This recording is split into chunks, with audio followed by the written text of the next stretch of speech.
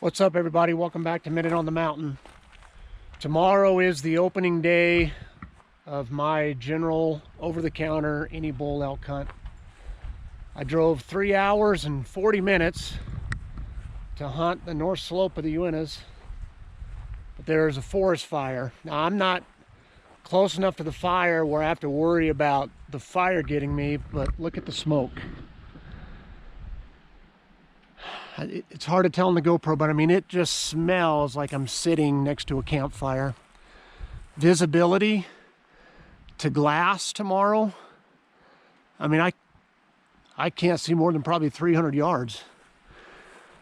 So I am not sure what I'm going to do. I don't know if I'm going to hunt here after all or go to a totally different area. If I go to a different area, it's going to take me 5 hours to get to the other area I wanted to go. I had pretty much already made up my mind I was going to go to the other area, and called Rhonda, told her, said I'm probably heading home tonight. Well, not home, but to that other unit. But then I got up here, man, and the aspen are gorgeous. Now, these are mainly pines right here, but there's groves of aspen up here that are that super pretty pink. Sorry, I'm working my way over to this little creek, because even if I end up leaving and not staying here, I'm at least going to fish at least a couple casts. I'm not driving out here for absolutely nothing. Anyway, let's see if I can come around here and see. Look at those aspen over there. Look at the little grove of aspen. Isn't that gorgeous? Now, they'd be even more vibrant if it wasn't so smoky, because the smoke's. So anyway, I'm going to fish for a couple of minutes. I'm honestly just going to pray for wisdom. I just know it's not great for my lungs to stay up here and breathe in this smoke, sleep in it overnight and everything like that. So I'm leaning towards leaving, but let's take a few casts here, see if we at least make it worthwhile, catch a fish.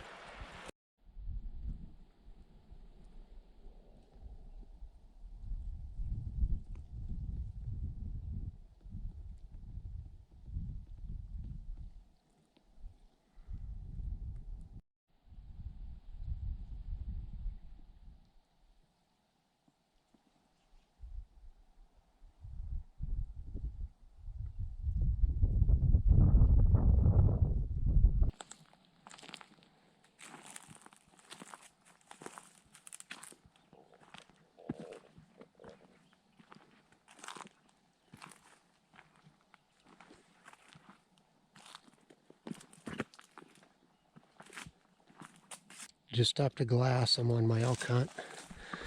Heck yeah, baby. Look at that.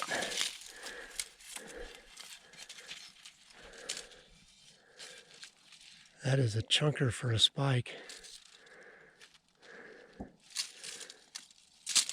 That's this year's.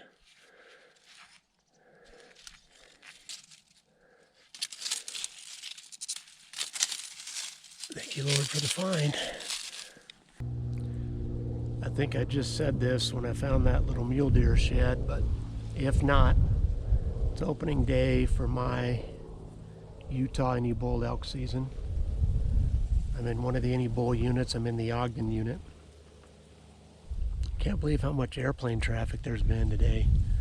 Seems like every 30 minutes there's another little plane flying overhead. I've seen 5 deer. Just found that shed. Seen 2 other hunters. I've only hunted this unit 2 other times, and I've hunted this exact area 1 other time. The wind last time came from the west, which is normal here in this unit. I've deer hunted this unit, but today for some reason it's coming from the south. So it's kind of changing my plan. And then 2 other hunters came up on me and sat on the ridge about 800 yards away, and they were upwind of me, so the chances of anything getting past them to me from where they were sitting isn't very good. So I've got a little more elevation to gain to get on the very top. That's why I stopped here, to kind of catch up on what's going on, so that when I get up there I can be really quiet. It's going to be hot today. I've already shed every layer except for just my thin long sleeve hunter orange. I'm rocking these New View hunting pants again today. I think it's going to be a little warm for them, but I just wanted to give them a good test. They sent me these and a jacket forever ago. I didn't even bring the jacket. It's just not cold enough. It was in the mid 40s when I left this morning. So for October in Utah, mid to upper 40s before the sun comes up is not very cold. So I think everything's going to be high, embedded in the timber pretty much all the day. There was a little bit of thin cloud cover this morning. You see a few wispy clouds up there, but for the most part, clear skies. I've been seeing a little elk sign, but not much. And what I have seen is old.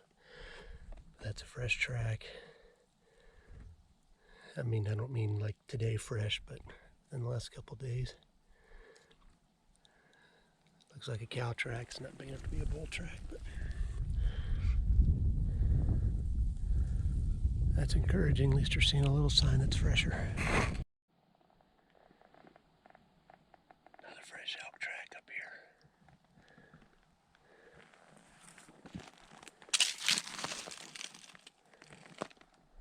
Well, guys, I think I'm going to call it a day. It's not that late. It's like 1:30, 2 o'clock.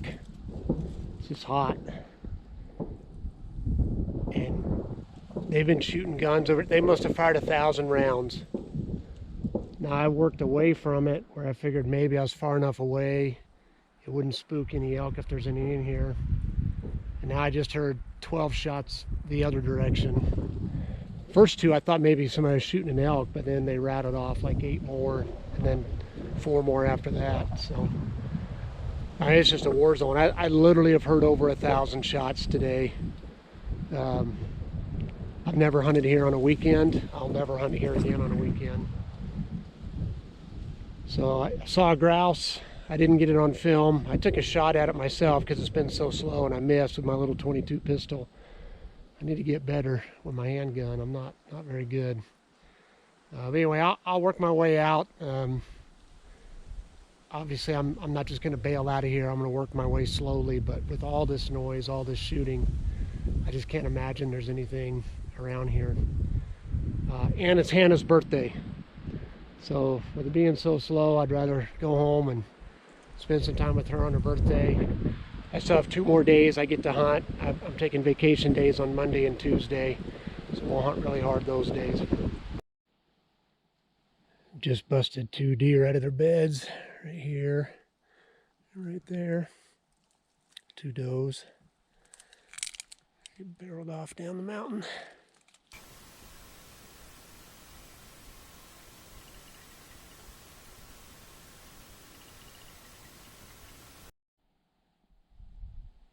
Well, we made it to the very top and glassing down the back side of this, or at least what I'd call the back side, the west side. It's a little bit easier glassing this direction right now because where the sun is in the sky. When I'm trying to glass back to the east, I'm staring right into it. It's just unique terrain out here. I would never guess there's elk here, but I know there's elk here. I saw elk here last year. I know guys who killed elk out here. I had elk on my trail camera out here again this year. It's just crazy though, man, this desert. It just looks so desolate. But the views are amazing. You can see forever. A little smoke in the air. So visibility's not outstanding as far as way out, but definitely good enough to see for hunting. So I glass up here for probably 10 more minutes, then work up to the next ridge. It's a little after 1, guys. It is hot, heat of the day. It's mid 70s, and it's supposed to hit 80 today. We'll see if it does. Anyway, just stop and eat. Been glassing the spot for quite a while to the side of this juniper, but now I'm tucked in the shade while I eat. So we got great value pulled pork and a couple tortillas. That's going to be lunch today. I didn't bring my little stove because I knew it was going to be hot, so I didn't really want a hot meal. But we'll eat this and then try to decide where to go next. I don't know if I want to start working my way back. I'm about 4.5 miles in. It'll be about 9 round trip. I kind of feel like I want to sit closer to that guzzler where I parked for the evening. Or I may hike in one more ridge and go look at some new country. So we'll see. All right, guys, we're back to camp. Not much of it, just my tent. As I mentioned, I got in late last night, set that up. So in addition to the heat and the clear skies and everything else, we're also dealing with that bad boy. It's not technically a full moon. The full moon, I think, is Wednesday night or Thursday night. And it's Monday night, but man, that moon is big and bright. My experience is when the moon's that bright, there's no cloud cover at night, elk and deer, they'll just feed during the night. They don't even have to feed during the day, even in the early morning or twilight, because they can see well enough to feed at night. So I've never had a lot of success hunting when the moon's that big and bright with no cloud cover. But it's still awesome. I'm just grateful I get to get out. And I'm grateful I'm healthy enough to hike the 9 miles I hiked today. I'm going to be sore tomorrow, but I'll sleep good tonight. But just trying to remain grateful. We had awesome service yesterday. 2 baptisms and pastor appreciation week, I guess. I always forget about it, but congregation was just super encouraging.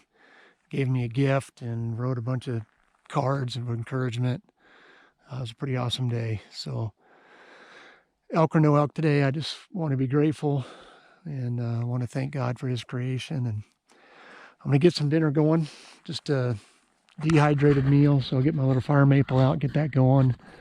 I can't even remember what I brought to eat, so I'll show you guys in a minute. All right, we got the fire maple going. And for dinner, we've got Ready Wise lasagna, which I haven't had the lasagna yet. So we'll give a little taste test on this. 16 ounces of water, and so that's boiling out. Won't take long at all. Got my little spice kit in this wax canvas bag that Dominic Mendeschetti sent me forever ago. So I'm gonna add a little garlic powder, a little black pepper to this.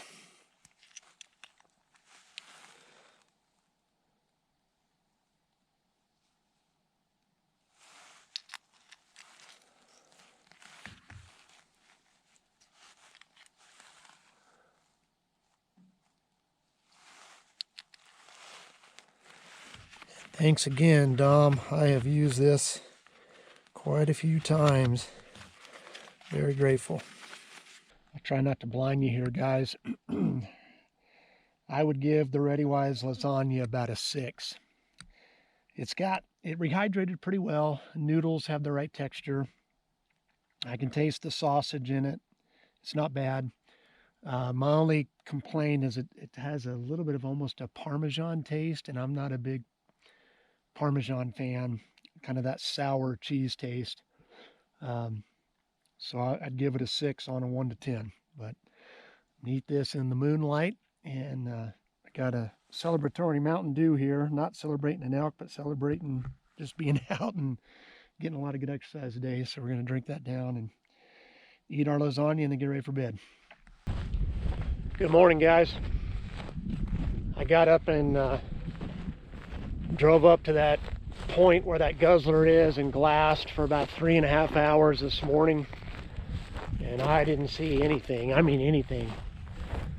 No elk, no deer, no coyotes, not a single 4-legged mammal.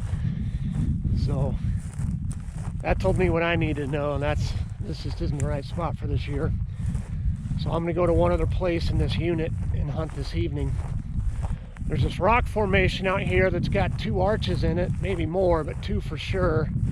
I've driven by it, but I've always been in a hurry to get up there where I was hunting or to get home. But since I'm not in a hurry today, I'm going to walk you guys out to it. I'll flip it around.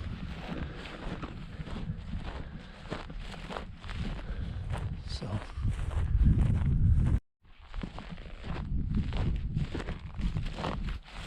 Oh, that's pretty cool. Lots of little arches in there.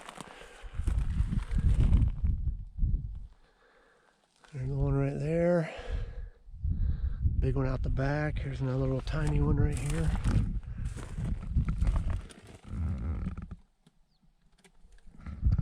That's really cool.